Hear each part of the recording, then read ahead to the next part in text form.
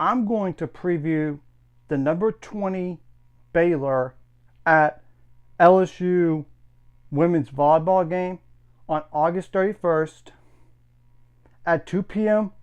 Central Time on SEC Network Plus. Apologize for looking down because I can memorize all this stuff. And I'm doing this ahead of time. And I get Baylor will play South Alabama and SMU today before the games before the 2 prior days to be exact. And who knows what happens there. But still.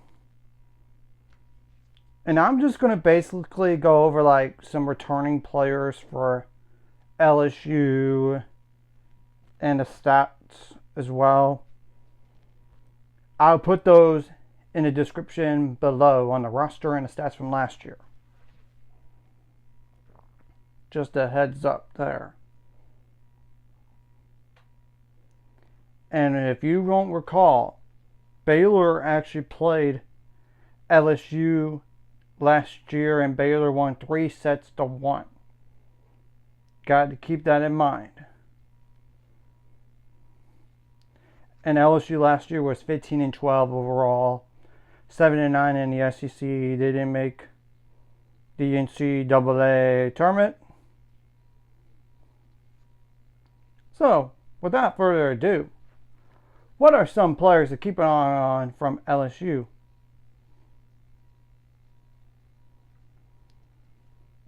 The first one I would say, I know she only played 28 sets last year, and it's Anna Tevdoradze, Tevdoradze.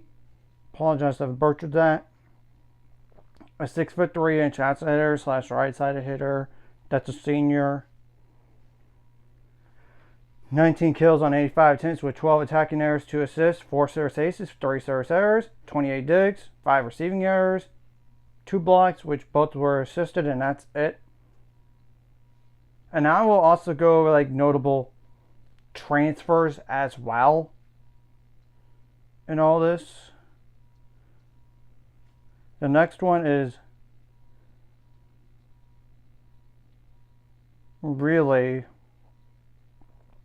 Ali Kirkhoff, number 3. A 5'6" defensive specialist / libero that is a sophomore.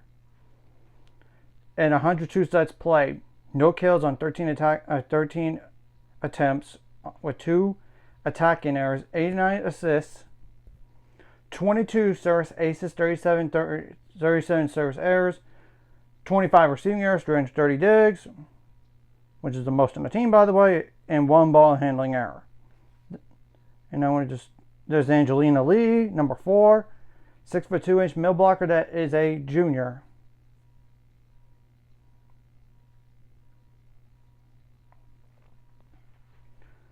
In 103 sets, 226 kills on 466 attempts with 63 attacking errors, 6 assists, 25 digs, 98 blocks, the most on the team. 19 of those solo and 8 blocking errors. And there's Journey Robinson, number 5, 6'1" outside hitter as a junior. In 93 sets played, 458 kills, which is the most on the team, by the way, on 1,104 attempts with 211 attacking errors, which is also the most on the team. 39 assists, 20 service aces, 56 service errors, 10 receiving errors, 232 digs, 54 blocks, 12 solo, 8 blocking errors, 1 ball handling error. Now I'm not going to go over some players that are lower than 28 sets, by the way, from here on out. There's Jessica Jones, number 7, 6'2" middle blocker that is a sophomore. In 103 sets played, 163 kills on 403 attempts with 40 attacking errors, 8 assists, 14 service aces, 12 service errors, 1 receiving error, 53 digs, 88 blocks, 15 solo, and 12 blocking errors. She was second on the team in blocks last year. And there's Ella Hemmings, number 8. A 5'6" defensive specialist / libero. That is a junior. 1 kill on 2 attempts, 26 assists, 1 service ace, 14 service errors, 18 receiving errors, 71 digs. That's it. I'm going to try to look and see here. There's Laney Piles, number 11, 6'2" outside hitter. That is a sophomore. 169 kills on 531 attempts and 92 attacking errors, 3 assists, 24 service aces, 52 service errors, 1 receiving error, 69 digs, 29 blocks, 3 of those solo, and 3 blocking errors and 1 ball handling error. There's AC Froehlich, Froehlich,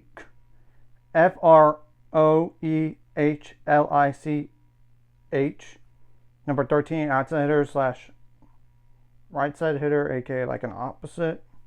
6'1", 1 inches tall. That's a junior. Actually, yeah, that's a junior. 74 kills on 382 attempts. 60 attacking errors. 60, yeah. 16 assists. 19 service aces. 27 service errors. 13 receiving errors. 140 digs. 24 blocks. 0 solo. 9 blocking errors. Let's try to look. And there's Remy Nuss, number 18, 5'6" defensive specialist / libero. That's a sophomore.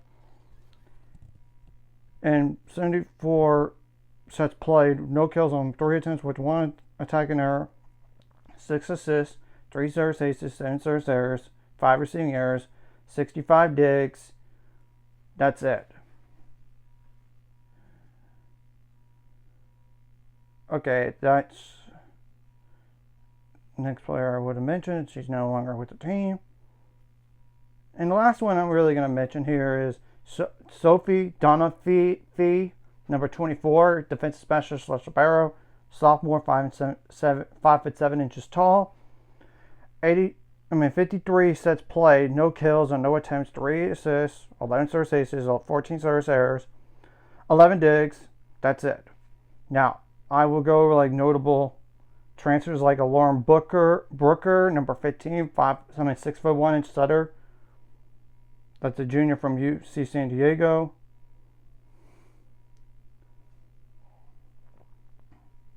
There is like Emily Prochaska, Prochaska,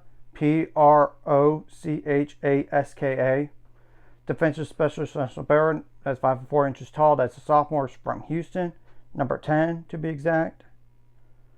There's Nia Washington, number 6. A 5'10" outside hitter. That is a senior from Ole Miss. Just want to go over that. And there's Tyree Smith, right side hitter, which aka like an opposite, number 2, 6'3" tall, junior from South Carolina. And I will say, LSU would have played SMU, that's number 10 in the country, the first day at 7 p.m. Who knows how long that match is going to be. In South Alabama on August 30th, the day before the game, at 7 p.m. So Baylor would have the rest advantage when you look at it in terms of like Baylor's playing earlier in the day than LSU is. I mean, I know also Baylor had a practice game not just against themselves, but against number 9 Texas A&M. While LSU would have just probably had like a scrimmage against themselves and then Tulane and all this. So, and this is like literally the 3rd match in 3 days, so you got to be mentally tough. Because I know it's got to be exhausting playing 3 matches in 3 days. And this is a true road match right here. And obviously, whatever you did wrong the prior to the games, you got to correct for this one. And whatever you did right those 2 games, you got to bring into this one. And obviously, you got to correct what you did wrong in practice and those practice games, and even against yourself and even against A&M. I'm just saying. And same thing goes for correcting. So obviously you don't want to give them 3 points at as in a football, because that's in a rotation thing. You got not have that happen, because that's the last thing you want to do is give up both of those. Of course, there's net violation you don't want to have either.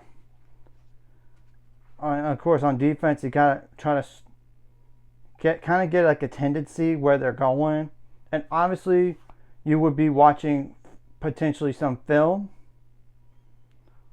on LSU anyway, or just watching, and the coaches will tell them on the tendencies and all that. You want to shut down the best players on offense, try to get them uncomfortable. I mean, serve tough, because sometimes your best defense comes from your serving, to catch them off guard and try to get them offline a little bit. And if you could just read tendencies, and of course they might want to mix it up a bit in terms of where they're going to go and everything, and try to get as many blocks as you can. You got to dig for every ball. I mean, it's just telling the truth. And they try to extend those rallies, and eventually you want to win those long rallies, because sometimes that does make the difference, and you got to obviously make adjustments on the fly during the game as well, and during each set. I mean, you don't want to allow a big run, and then you might have to call timeout and then make adjustments. And I'm just not just saying make adjustments throughout the match. I'm talking about set by set by set. And I know that the calls may be questionable, but you got to beat a mentally tougher team. Just kind of like the physicality thing, because you're playing your third match in 3 days and all this. And LSU's not a receiving votes team, but you cannot overlook them. It's a Power 4 opponent from the SEC by any means. And do not let whatever happened against SMU get to your head. Either you're coming off of an emotional high, as in you beat SMU, that was a number 10 team in the country, and then have a down match, or you lose to them and one game beat you twice. You need to start fast, and you got to have some scoring runs in there and try to mix it up on offense, and even try to kills maybe come from a setter as well, and all this. And you try to get them out of system while you want to be in system as much as you can. So, and obviously you got to receive well. Because you need to try to help your setter out at times, set up some kills and everything, whether it's from the middle or the back line, as in from an outside hitter, or even on the sides, whether it's an opposite or another outside hitter, or the middle blocker goes around one way and does a kill on the side, and then try to be good, unique on the angles, and don't try to be predictable, because eventually they're going to know, hey, they're going to go there. So, and I don't want to go too long on this, but you got to be hungry, because look, if you do somehow win the first 2 games against South Alabama and SMU, if you do, you could start 3-0. And obviously, no matter what, you should really beat South Alabama, in my opinion. But really, the SMU game, when I do that preview, when you see that, SMU has a lot of newness, just like Baylor does. And Baylor has 7 new players, as we all know, out of 17. So it's not as much as compared to some other teams in this whole thing.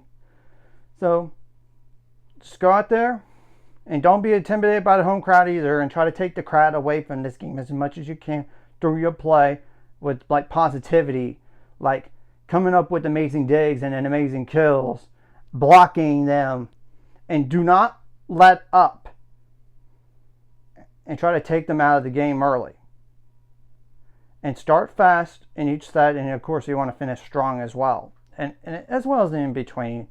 if it's like nip and tuck, eventually you need to try to make a push and all this. So we're going to have to wait and see what happens. So anyways, if you like this content, hit the like, subscribe button. See you guys later. On the road to 800 subscribers. Of course, ultimate goal. It's now some more. Some more money. Of course, like video, comment video really helps YouTube algorithm. Some more people see it. Sharing the video does help as well. Some more people can watch. And if you're watching, and that subscribe, hit subscribe button for the notification bell as well. And don't think about them on being so down either, because they might want revenge from last year after all. So try to be hungry and ready to go. That's all I gotta say.